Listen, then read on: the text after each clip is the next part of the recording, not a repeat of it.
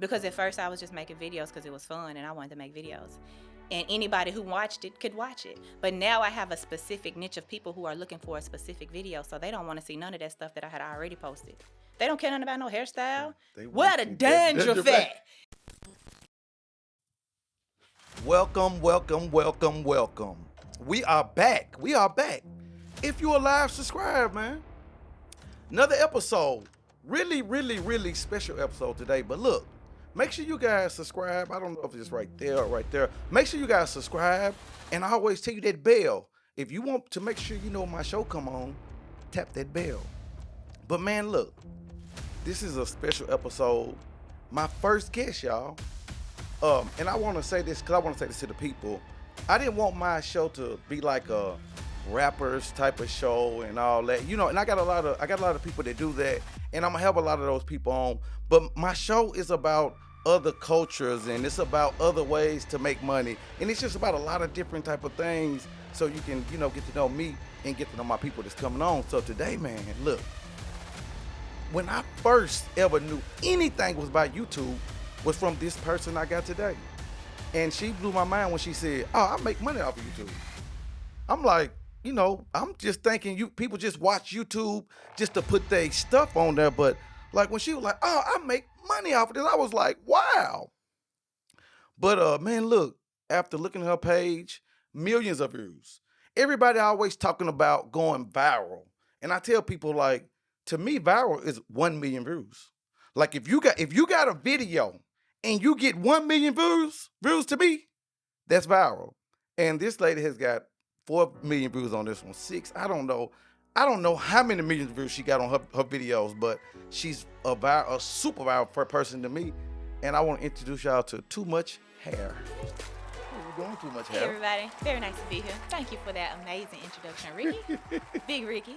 How's everything been going? First of all, how's your kids and your mom and your family and everybody? You know, everybody's doing good. They happy, I'm happy. So that's all that matters. Their kids are smiling. I don't ask no questions, no news, good news. I love it. They love it. We all good. I think we all good. And I brought her on today because I want people to know about content. And everybody's been calling, asking me about podcasts and YouTube and all this. And the person I learned it from was, one of them was her. So how did you start like content? What made you just say, I'm finna start doing YouTube? I decided to start doing YouTube because I got mad that clients were coming to bring us pictures and videos of hairstyles that didn't really exist. Like they would see a creator start a hairstyle and then they would cut to the finished look, but the way they started didn't have nothing to do with the way that finished look did, and you can't really describe that. So I noticed that it was a whole lot of creators on YouTube that were not professional hairstylists, and it kind of messed up it created a divide where the client was trying to come and tell us about our industry and what we learned, which had nothing to do with what we really learned. You know, the YouTubers now created the standard. The YouTubers now created the information. The YouTubers now were the people that they went for information instead of coming to the hairstylist for it. And I didn't like it. And I had a friend who told me his cousin was a big time hair YouTuber. And I'm like, cool, what beauty shop she work at? And he was like, no, she works at a bank. She just do her own hair. She make a lot of money on YouTube. I was like, what? That's that woman who been telling my people the wrong stuff. So I was like, at hairstylist, we had like a love-hate relationship with YouTube because we actually go learn all this stuff. We got to go to school for it. After we leave school, we take classes. Wow. Different people develop techniques and teach those classes. So it's kind of disrespectful to go take a class, pay $500 for the class, and turn around and give it to YouTube for free when that creator of that technique is charging for that. So we harbor information. We're not giving it to the community, but YouTube kind of put it out there where it gave the people the ability to do it themselves. So do you think the people like the YouTube women that just do it on YouTube, do you think they know anything though of the whoever? This is the thing. It also happened at a time where the natural hair community started flourishing. Natural hair, people stopped getting relaxers, but nobody really knew how to deal with natural hair. Mm-hmm. So they went to YouTube for the natural hair community to tell them how to deal with their natural hair. Yeah, so it was at a perfect time where it was a shift in the mindset of hairstyling globally anyway. They were ditching relaxers and everybody wanted to do, now what do we do with our new hair? So the people that were on YouTube, they were doing their hair. So they can tell you exactly what they do to their hair. And now when you go try to do that to your hair, it didn't really work. So now people are like, can you make my hair look like her hair? Mm. And it was like, nah. And she need to tell you that too. Because she ain't got the same Because hair. y'all ain't got the same hair. So it needed a voice to say that to the people because they would come like, do I have 3C hair, 4B hair? Like, what type of hair do I have? And I'm looking at them like, we ain't learned that chart. That ain't no real chart in beauty school. That's some YouTube stuff. YouTube made that chart up. I don't know how to even respond to this. But it was, you have to like jump in. Now it's telling me that the education that I had from a book and a teacher isn't really the education that we need moving forward. Now we have to get our information from other sources. And if I need to learn that chart just to be able to communicate with the information that's coming to me now, then I need to learn that chart. So I had to kind of get in line with what the future was doing, and the future was online. So, and we'll get to monetization and all that. But did you come in just to say, hey, I'm coming in as a stylist and I'm going to tell everybody this is the right thing to do? What did I do? No, I came in, I felt like my sew-in patterns was off the chain. So that was my biggest question. How are your braids? Do you have fat braids? Let me see your sewing pattern. So in the salon, when I would do different patterns for different sewings, everybody was kind of intrigued. So I was like, I got that original to offer. I don't want to offer somebody else's information. I only want to offer my information. So I started doing braid patterns. And then after braid patterns, I started wearing my hair natural. And so that was my second biggest question. How do you get your hair to sew curly? How do you get your hair to do that? And I didn't want to keep talking to people for 10 minutes at the grocery store no more. That was stupid. Like, I got to stop 5 times a day to tell people what I did. So I was like, now I'm just going to record myself doing my hair. And then every time somebody say, how'd you do your hair? I already got this channel. I'm like, let me see your phone. Yeah, and I just go straight to my YouTube and subscribe, and then go straight to the video and hand them the phone, and I walk away. I do that now. I just go, yeah, boom. And then if it would be like a group of 3 people, and they all now looking at the phone, so now all y'all do it. All y'all come to my page. So my page grew just from that. So I had, after maybe 4 years, I had like 40,000 subscribers. I thought that was real good. Was you thinking about money when you first started doing YouTube? Did that ever okay? Yeah, but I already knew. But I knew coming in that I ain't know nobody. I ain't have nothing. So the first video was the scariest video because you don't know what you're doing. Yeah. So that was the hardest video to do because you have to take all those blockages out mentally. Mm-hmm. But once you realize that ain't nobody gonna watch that video, no way. Just put it out there. Put 10 of them out there. Nobody's gonna see the video. Well, how many views your first video get? I don't know. I didn't even check on it because nobody knew it existed. But then one day I came to check on them for maybe like 3 months later because I was just uploading like random 2-minute videos, 3-minute videos. And then I had like 60 subscribers. And I was like, whoa, where these people come from? And I was like, okay, let me try to do something else. So yeah, I started doing other stuff. And then after that video, I started platforming at hair shows, and that's what I would say when I got on stage. I always took the time out. If I ever had an audience, I always told them to follow me on YouTube. Anytime I was around anybody, I had them to follow me on YouTube. I had got wrapping paper made, so anytime somebody had a birthday party, past the anniversary, anything that I needed to give, I would do my wrapping paper with my Too Much Hair, my page channel, so everybody would be like, what is that? Who is that? Somebody done... Come on now, but hey, you gotta do what you gotta do. So did you have a mentor or anything before you kind of hopped in YouTube? I had to learn it myself. I had to buy a camera. I had to learn how to shoot. I had to learn focusing. I had to learn a setup. I had to learn everything, and everything was wrong at first. I did everything wrong at first, but you got to keep doing it so you can, like you said. How long would you say you did everything wrong before you kind of like said, I got the YouTube? My first 30 videos was all wrong. Every time I looked at one, I hated it. Bra straps was showing.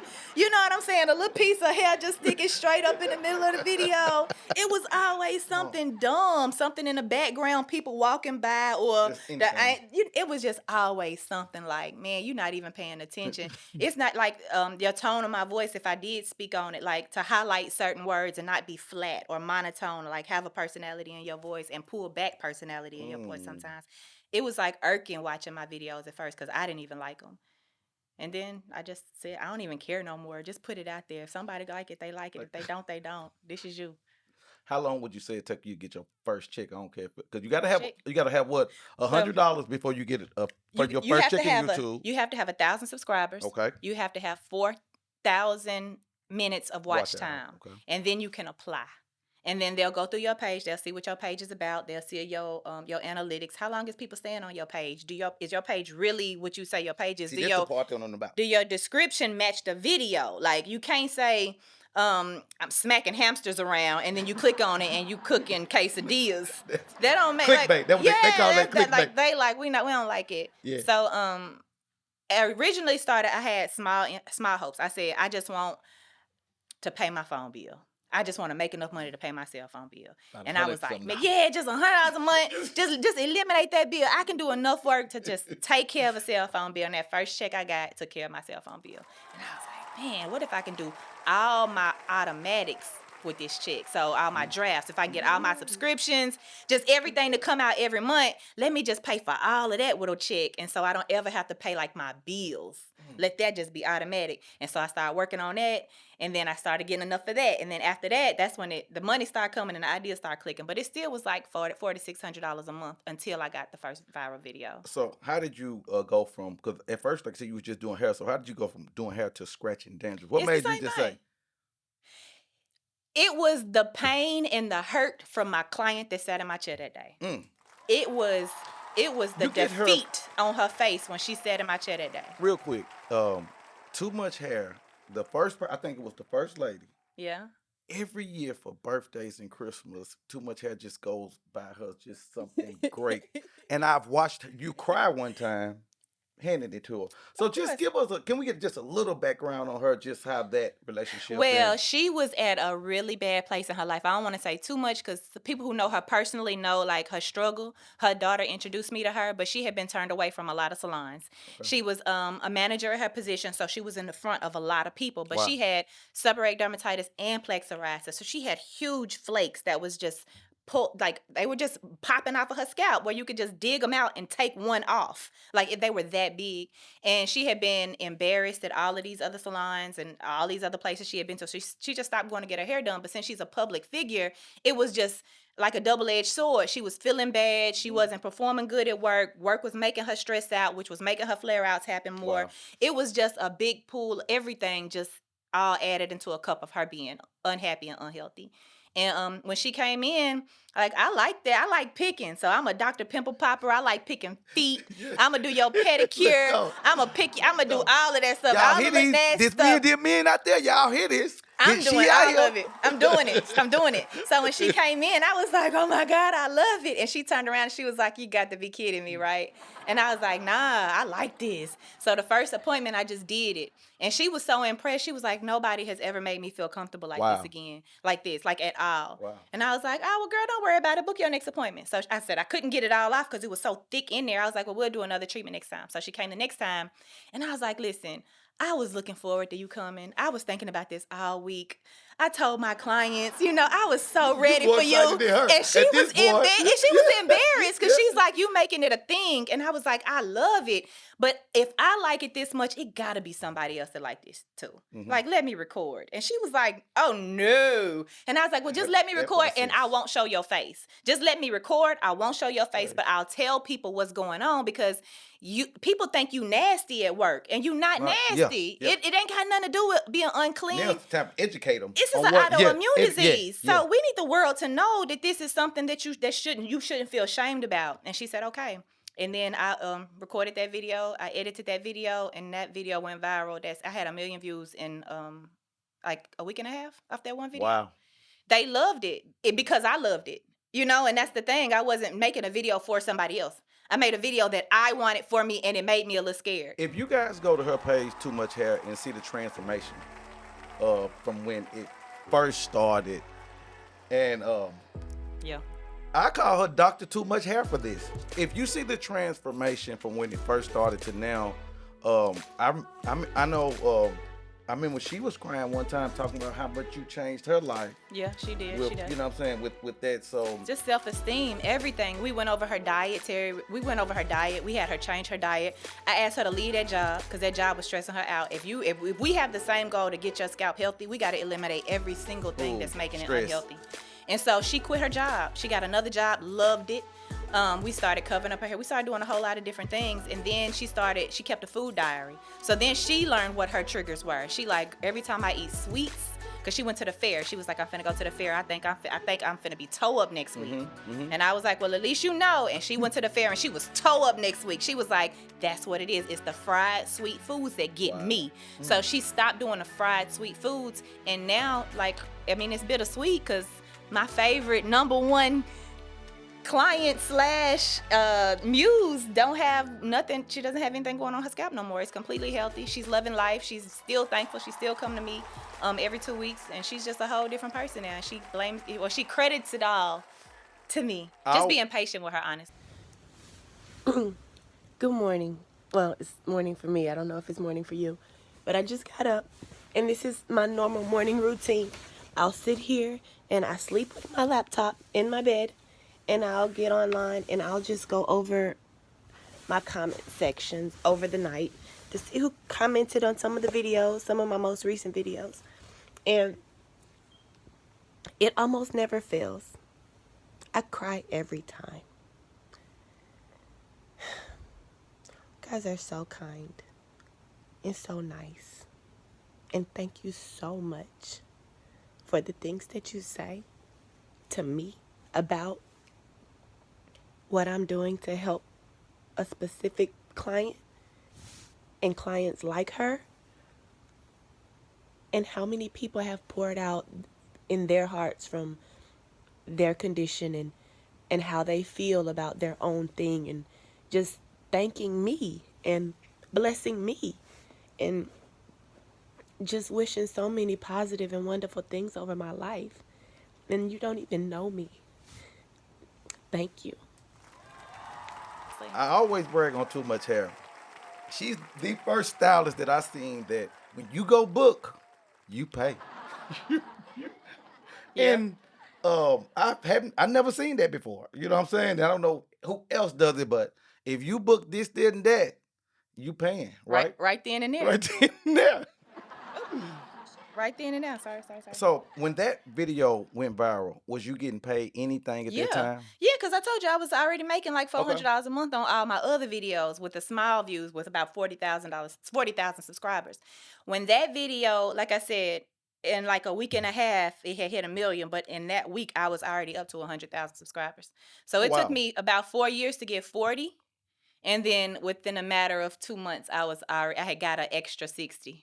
You never wanted to give up, like. Now after that, it was like, well, after that, that's when everything changed, though, mentally for me too, and the pressure was on. Because at first I was just making videos because it was fun and I wanted to make videos, and anybody who watched it could watch it. But now I have a specific niche of people who are looking for a specific video, so they don't want to see none of that stuff that I had already posted. They don't care nothing about no hairstyle. Where the dandruff at? You know, they like, I don't care nothing about them braid patterns. Girl, what is that? Where the dandruff at? So what's your title if somebody say, hey, even though, not hair-wise, if they're talking about, what's your title YouTube-wise? Are you a content creator? I'm a content creator. Okay.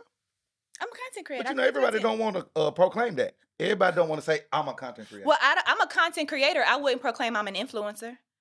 Because I think they file hand in hand. An influencer can influence you to make a purchase. An influence can make you to move. A content creator is just giving you entertainment. They're not asking you to do anything. So I can't make somebody go buy. So if you right now paid me $500 for me to highlight a product for you at $30 a piece, and I get on there and tell my people to go buy your product, I don't know if I can't say they gonna buy it. I can't influence that person to buy it. I'm not gonna persuade you to buy something. I'm not an influencer. All I can show you is this is my life, and I hope you entertained by it. I like it. I hope you like it. They must love it. They later. They liked it. They liked it a little bit. They liked it a little bit. So when did the curve hit? Because I never asked you what you made. Never. And then one day she said, hey, I'm finna teach a class. And I was like, what kind of class? She said, I'm gonna teach a YouTube class, and I'm finna teach them how to make from $8,000 to $10,000 a month. And in my mind, I was like, if she teaching them, she doing that. So how did you get to that point to where, like, when that type of money comes in? Because a lot of people think, you know, they make $2,000 a month and be like, I make $2,000 off YouTube. I'm a content creator. So how do you? Well, I could say that I didn't make $10,000 a month until I had a goal to make $10,000 a month. Because when I was just putting up videos, I was just getting whatever was coming, and I was content with that. But then when I heard about somebody else made $10,000 a month, I was like, excuse me, you did what? How you do that? It's possible? I was like, I'm doing that. So it just depends. Like it was And this consistency. ain't sponsors or nothing? No, it was This just ain't it was sponsored? ad revenue only. Okay. But it came with consistency. It came with consistency, and it came with just like snowballing it. So that first month, I was probably at 2,000. So I was like, okay, this month I'm gonna upload 3 videos, 1 a week. So 3 videos, boom. That next month it was 6,000. Still didn't make that 10. So I was like, dang, still got to do some more. So next month I'm gonna do 4 videos. It was harder because I had to now create, edit, find content, and do all of that in a time frame that I was uncomfortable with because I'm learning it. So I don't know how to do this. So part of me was putting out trash videos to me because I had to put out something because my goal was it don't even matter. That's still gonna be 50,000 views on that trash video, and that's still gonna be content. So it happened like within 4 months. So every month just inched up until I made 10,000 a month. But it wasn't 10,000 because I made 8,000 a month before that, 7,000 a month before that, 6,000 a month before that. So it didn't go from 2,000 to 10,000. It went from 2,000 to increasingly more money till I got to the 10. And after that I was like, is it? that was hard. I ain't do it. Like, is it putting out more content or better content? It's putting out consistent content. It's just consistency because YouTube likes consistency, and they used to like 4K. What's your target videos a month putting out? If you would encourage somebody to get there, how many? It just depends on what you're doing. It depends on your content. If you have evergreen content, if you putting out content that people can come back to months after months and still get the same feeling from it, then those videos come back too. That all plays into your algorithm. So even though I'm putting up 3 videos a month, I still had 100 videos on the platform. So you gonna come see these 3, but you gonna stay and see 3 more, and you might come back and see some more from back then. So it was just numbers, the quantity, how many you have on there. You always want to be putting something out there, even for everybody and for every attention span. So I do have 35-minute videos. I got 45-minute videos, but I also have 10-minute videos and 7-minute videos. You don't know how much time somebody got. So you just kind of play and give them little bits and pieces of what you have. That's top game. That's top game. But yeah, that 10 came from a lot of hard work, and I've only done it twice because my videos that they're coming to see, I just can't wake up and make a video. I gotta find somebody that has a dandruff issue that's worthy of being recorded. Because most people think they got dandruff, but they don't have dandruff worthy of being recorded. And it's not a lot of people who have seborrheic dermatitis and plaque psoriasis and a different kind. It's just not. And also, how I knew this was going to be big for me, before I uploaded that very first viral video, I called State Board of Cosmetology. I called a lot of people to make sure my license wasn't going to be in jeopardy by me uploading a video like that. As a professional hairstylist, we're taught not to scratch dandruff in school. We taught not to do certain things to the scalp to irritate it. So being that I liked it and being that I felt like she needed it, I didn't feel like you can come to a beauty shop and get your hair clean without having your scalp clean. Like, how am I gonna skip your scalp because you got stuff on it if you coming to get your hair done? It didn't make sense to me, so I wanted to do everything. And when I did contact the state board, they told me I was okay to go. They were like, you know what, you have a full cosmetology license. Aesthetics is covered in your license. So in aesthetics, you have the ability to move debris from the skin or objects from the skin. So you good to go with your license. Your license ain't in jeopardy. Go ahead and go. And then on the pages, I try to tell people all the time, you supposed to really keep your page like the same if you're trying to, like, you wouldn't do nothing different to your page while you're doing your hair on it. I feel like an extra video just to say I need a video. You might not have had a video on there number one. You gonna throw people off if you have a niche. If you have a variety page, they come for the variety. Yeah. But if you have a niche page, don't nobody want to see me cooking. So what they say? If they came to see some dandruff, they like, what? Do it got dandruff in it? You know, it's just like, no, they don't want to see me doing a shopping haul. If this 70-year-old lady in Europe came to see dandruff, she don't care nothing about me shopping. So I think that it should stay into the genre that you're creating your content for at that moment. Yeah. So if you would teach somebody how to do this, I know everybody think it's so easy. Just tell them your process of making your video. Them sleepless night process. So they'll know, like, this ain't all cut out fine and dandy like they think it is. Well, it is if you do your homework first. I Okay. just jumped in there and I kind of like started putting the plane together as I was trying to fly it, you know? Yeah. So I crashed a lot of times. But if you do all your stuff at first, like, you know, get the right camera, get the right memory card, make sure you have the right computer, make sure you have a processor that's right you don't even know how many gigs that file is going to have when you get ready to upload it. You don't know if your computer, if your RAM can process it. Yeah. You have no idea really what you're getting yourself into, especially when you're shooting on high quality cameras that's going to produce. You started with a cell phone, right?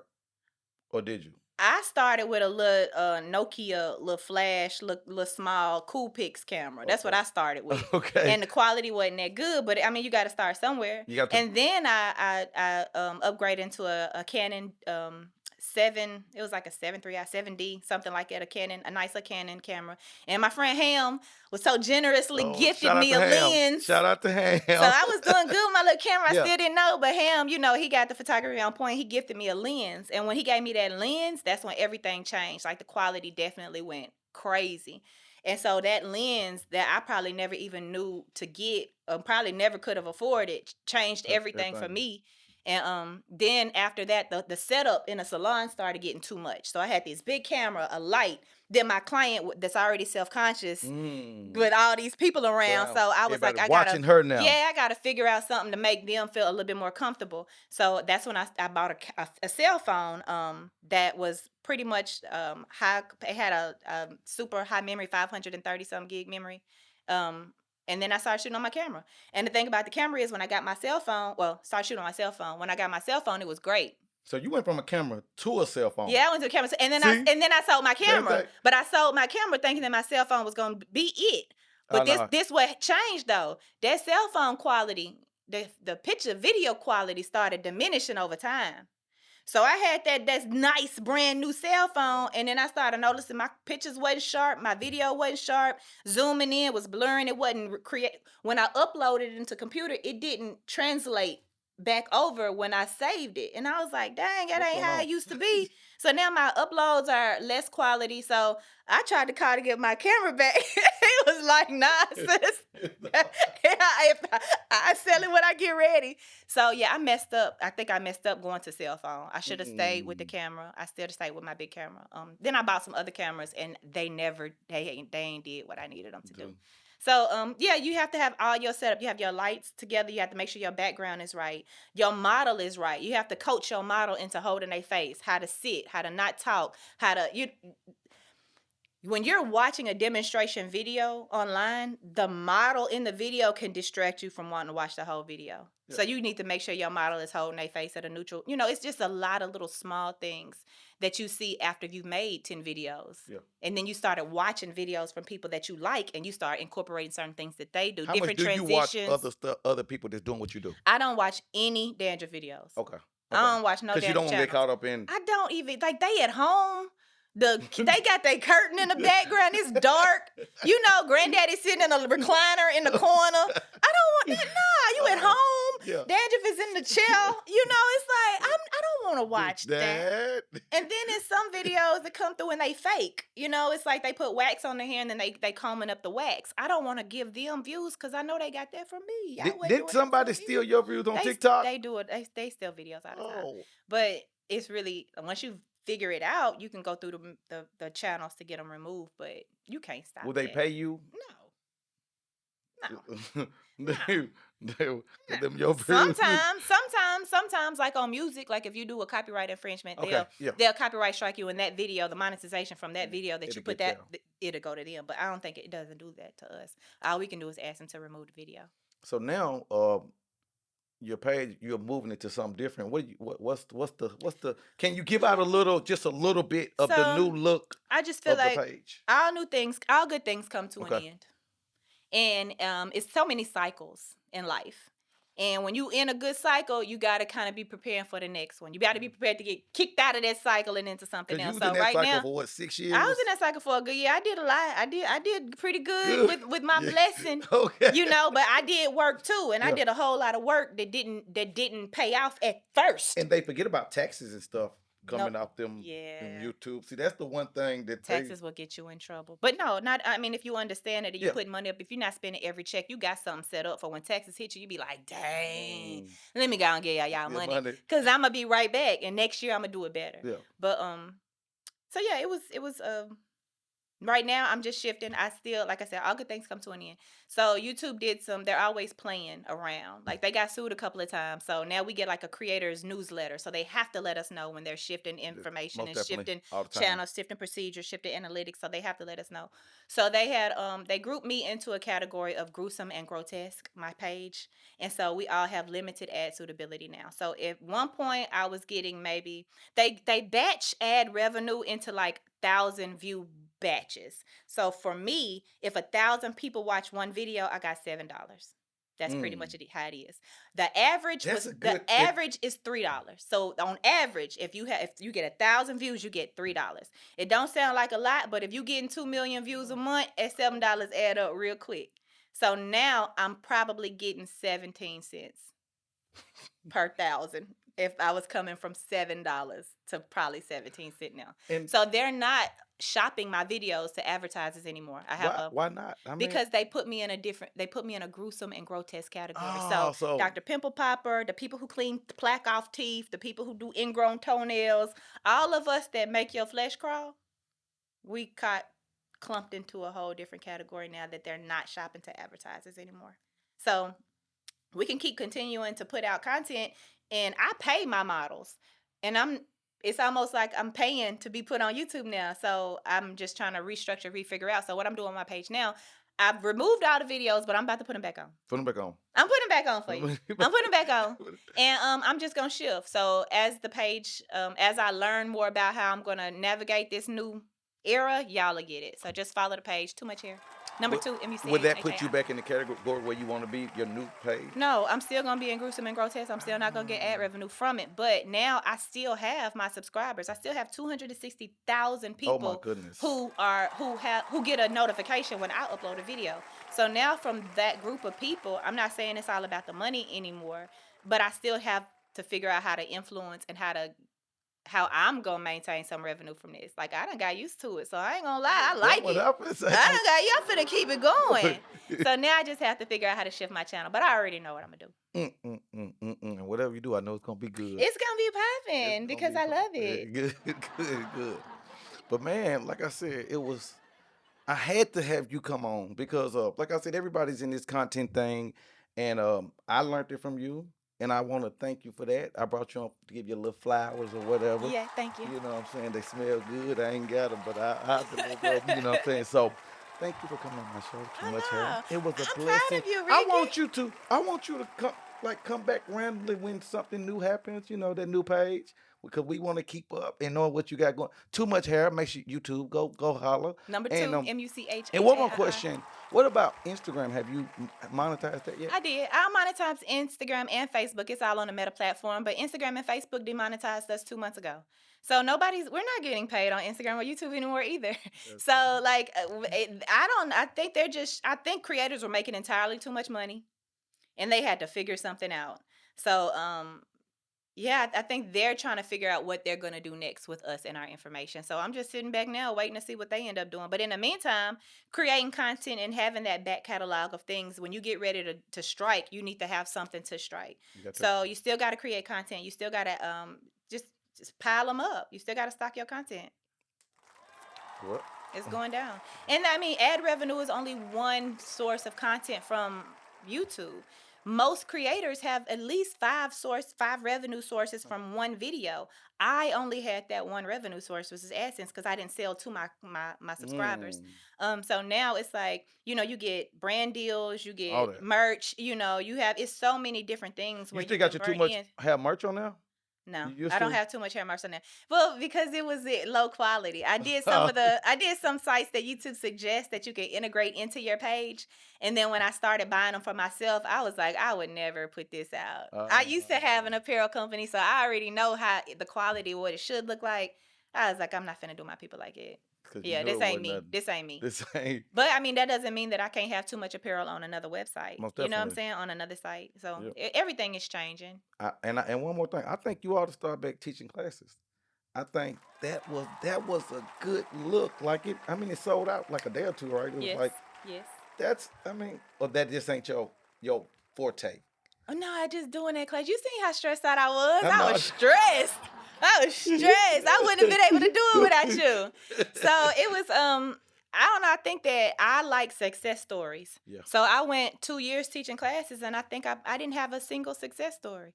And so it kind of made me feel like I wasn't a good teacher, or maybe they just wanted me to do it for them. Because at the end of the day, Most that's what a definitely. lot of people, once they seen that I knew the process and I knew what I was talking about, you saw the twinkle in their eye shift. It went from how am I gonna learn this to I'm just gonna They go want you to home be and a do it. I'm mentor. gonna see Like, how much she let me gonna call her. charge. Yeah.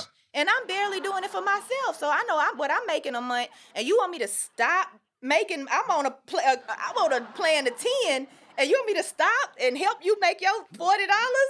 I'm not doing that. Yes.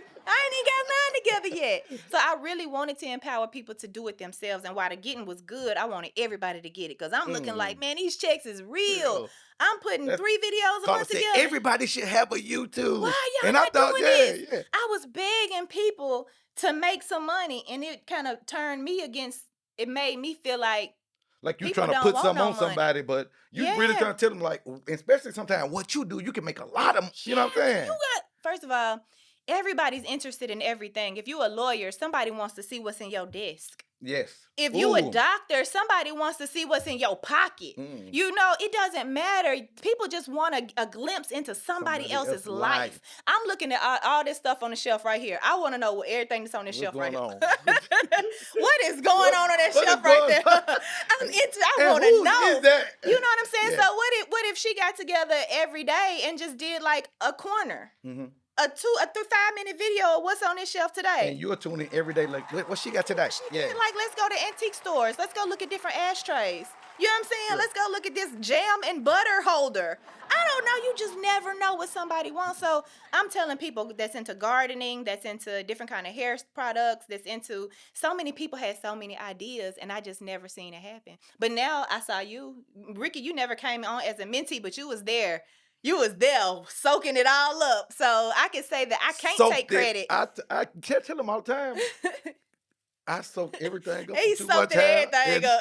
You need something? You need me to be? I could go. I was like, man, Ricky is on my it. first page, Rickiesworld, I got it monetized. Yeah. And then I kind of let that kind of sit there for a minute because I'm working on this one. Like, because I know this one is better for me. So you would so I can keep coming out. You would say just get started because your lane gonna open up. Yes, when you get and then started. you'll know what your lane is. And then you can switch a lane whenever another lane open up. You don't have to be who you started out as. I'm not doing braid patterns no more. We all sad. You know, about and that. I know what I'm finna do next. So I might not even be doing dandruff no more. But I know what I'm doing next. So that's a whole new lane that just opened up. I prayed about it. I got my answer, and now I know where I'm going. It's time to go. So you got to keep it moving. It's the future. You got to keep it moving. The future is moving. Quit playing. Yes. But like I said, if you're live subscribed, thank you again too much. This was a blessing. And every time I reach out to her, it's like a yes. It's like, no matter what it is, it's already a yes. So shout out to you again. Follow her on all sites. Too Much Hair with the number 2, Much Hair. If you're live subscribed, we're out of here.